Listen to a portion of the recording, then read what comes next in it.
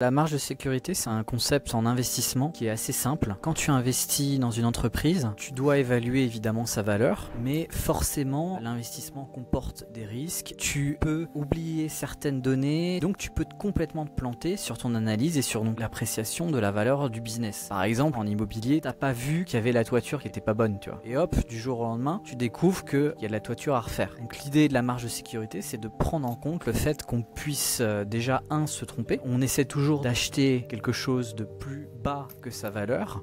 Pour prendre en compte le risque d'erreur. Et forcément, tu maximises ton retour sur investissement si tu achètes quelque chose plus bas, donc moins cher que ce qu'il ne vaut. C'est un concept qui est universel et qui ne s'applique pas uniquement aux investissements. Donc je propose de le transposer à la question relationnelle. Et donc je vais expliquer la chose suivante. Imagine que quelqu'un vient te voir, tu vois, t'as un freelance qui vient te voir. Tu sais qu'il est bon dans ce qu'il fait, etc. Mais tu sais pas si la collaboration va fonctionner. Imagine que ce freelance, il est un peu star et qui te demande un prix qui soit très élevé. Tu te dis, ouais, à ce prix-là, c'est peut-être rentable, mais t'es pas sûr. Tu testes la collaboration, tu testes avec lui, et en fait, tu te rends compte, t'en tires pas la valeur, c'est-à-dire qu'en fait, t'as payé juste à la limite de ce que tu pouvais. Évidemment, le freelance en tire le maximum, mais la relation, elle tient qu'à un fil, parce que les relations, c'est des cycles, il y a des vagues. Donc forcément, si tu arrives dans le creux de la vague et tu commences à douter pour X raisons, tu vois, ça se passe légèrement moins bien, il commence à faire un travail moins bien, ou toi t'en as moins besoin, etc. T'arrives moins à un retour sur investissement sur son travail. Comme t'as travaillé avec lui, tu étais sur le fil du rasoir, donc c'était juste de ce que t'étais prêt à accepter. Forcément, dans les moments de doute, tu vas beaucoup plus facilement penser au fait d'arrêter, etc.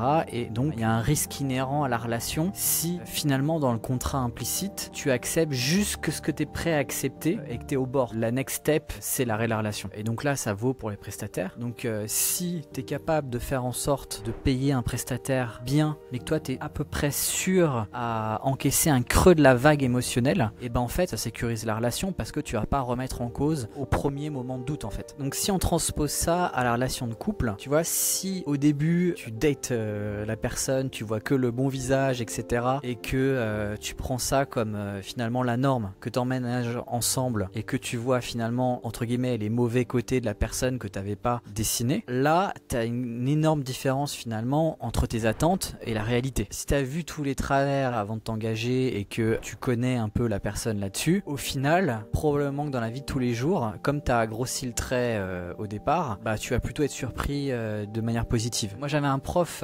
d'or qui disait, dans la vie, tu sais pourquoi je suis pessimiste? Parce que quand on est pessimiste, on est jamais déçu. La marge de sécurité, c'est pas d'être pessimiste, mais c'est d'essayer d'avoir une vision qui soit conservatrice et qui permet d'amortir le choc. Comment tu fais pour repérer quelques mauvais côtés chez la personne au début? Bah tu fais ce qu'on appelle les shit tests en séduction, que les hommes se disent que les femmes font, que voilà, que les femmes testent les hommes pour repérer les meilleurs partenaires, etc. C'est vrai que moi je le fais aussi, je l'ai fait pardon avant de trouver Bogdan. C'est que tu testes la personne. Et ce qui est important par exemple dans un couple, c'est la stabilité émotionnelle. C'est d'identifier les zones d'insécurité, les zones où la personne se sent en insécurité. C'est l'insécurité qui crée du chaos, qui est pas capable de créer une tendance autodestructrice du couple par exemple. Par exemple le chaud-froid, au départ quand tu commences à rencontrer la personne, tu vas faire des rendez-vous rapprochés et je sais pas, d'un coup tac, une petite césure, je sais pas, tu donnes pas de nouvelles pendant une semaine, tu vois comment la personne réagit. Je dis pas que je suis en train de donner le conseil ultime, ce qui est important de comprendre, c'est le principe général derrière, la marge de sécurité. Voilà. Par exemple, je suis dans une situation particulière, par exemple d'un point de vue financier, je paye pour nous deux, et par exemple une notion de la marge de sécurité, c'est que je m'astreins par rapport à mes revenus, donc de vivre avec un style de vie qui est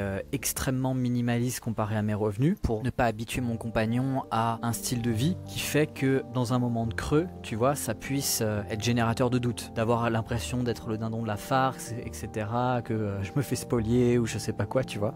Le fait d'avoir un style de vie qui est extrêmement conservateur et d'avoir habitué mon compagnon finalement à ce style de vie là, je sais que jamais je peux risquer de lui en vouloir, de pas contribuer au pot de la même manière, tu vois. Donc pour le coup, en fait là je suis en train de réaliser que on peut très bien, alors et puis de toute façon c'est comme ça que ça se passe, on ne connaît pas parfaitement la personne, l'associé, le partenaire dès le départ, voilà, les relations entretiennent un certain mystère, mais en fait je me rends compte que de toute façon c'est pas vraiment ça qu'il faut rechercher, même si tu proposais d'identifier quelques mauvais côtés de la personne dans le cadre du couple. L'associé c'est pareil, parce que comme t'es pas en mesure de tout savoir sur la personne, les aspects qui peuvent poser problème, c'est surtout cette marge de sécurité justement qui est importante. On a tous des côtés noirs, tu vois, on les affiche pas tout le temps, des fois on les affiche. Il faut que la relation soit suffisamment fluide et solide pour pouvoir encaisser ces chocs-là. Quand tu habites avec quelqu'un, vaut mieux plus de mètres carrés que moins de mètres carrés.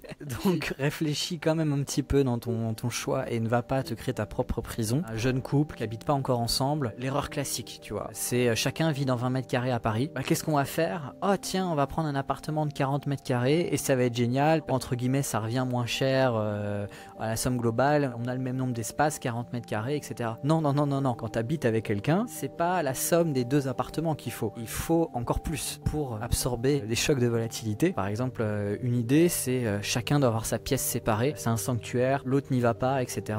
Déjà faire ça, ça te demande plus de mètres carrés. Et de manière générale, tu vois, si chacun vit dans 40 et 40, vaut mieux 120, tu vois, que 80. Oui, c'est un peu l'histoire dans le dialogue de Menon entre Socrate et le jeune esclave, quand il lui fait dessiner au sol un carré et qu'il lui fait calculer la surface de l'air. Voilà, un carré.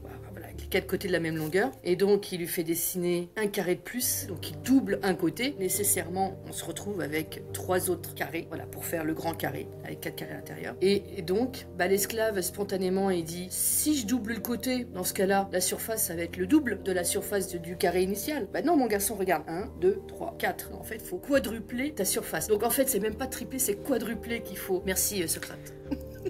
Ah, je la connaissais pas celle-là, pourtant j'ai lu la moitié des dialogues de Platon et celui-là je m'en souviens pas, tu vois. C'est là où il parle de la réminiscence. Même un esclave était capable de calculer avec de bonnes questions et puis l'application, le dessin au sol. Oui, bien sûr. Était capable de connaître. Il lui fait redécouvrir les règles de géométrie, je me souviens des dialogues sur la géométrie, ça je m'en souviens. Sinon, il y a l'autre solution, j'en parle parce que c'est dans mon cas, c'est carrément avoir une maison à la campagne. Voilà, quand on peut pas, quand on est limité au niveau de la surface d'habitation de l'appartement, et bien quand on a envie de souffler, on fait quelques kilomètres et on se retrouve dans la verdure et les pieds dans la rivière. Moi j'ai trouvé une solution intermédiaire qui est finalement de prendre 2 appartements séparés, donc de prendre un appartement pour le perso et un appartement pour le pro. Ça va terminer d'être construit, on va le rénover, etc.